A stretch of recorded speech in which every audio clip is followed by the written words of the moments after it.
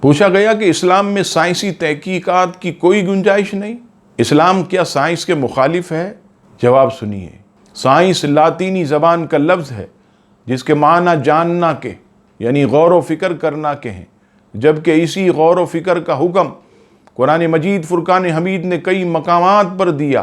قرآن مجید میں رب کریم انسانوں کو دعوت دیتا ہے کہ وہ آسمانوں، زمین، پہاڑوں، ستاروں، پودوں اور جانوروں، رات اور دن کے عدل بدل اور دیگر مخلوقات پر غور و فکر اور تحقیق کریں، جسے سورہ یوسف کی آیت نمبر 105 میں یوں بیان کیا گیا، وَكَأَيٍّ مِّنْ آيَةٍ فِي السَّمَاوَاتِ وَالْأَرْضِ يَمُرُّونَ عَلَيْهَا وَهُمْ عَنْهَا مُعْرِضُونَ۔ ترجمہ، اور کتنی نشانیاں ہیں آسمانوں اور زمین میں کہ اکثر لوگ ان پر گزرتے ہیں اور ان سے بے خبر رہتے ہیں۔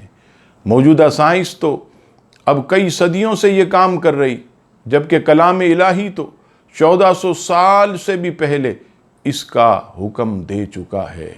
فرق صرف یہ ہے کہ موجودہ سائنس عقل کے گھوڑے دوڑاتی ہے اور قرآن مجید فرقان حمید الحمدللہ الحمدللہ وہ چیزیں بیان کرتا ہے جو خالق کائنات کے احکام ہیں۔ اس لیے کئی مقامات پر آپ دیکھیے عقل کے گھوڑے دوڑانے کی وجہ سے سائنس بھی ٹھوکر کھاتی ہے، جبکہ اسلام ہمیں قرآن و حدیث کی روشنی میں تحقیقات کا حکم دیتا ہے۔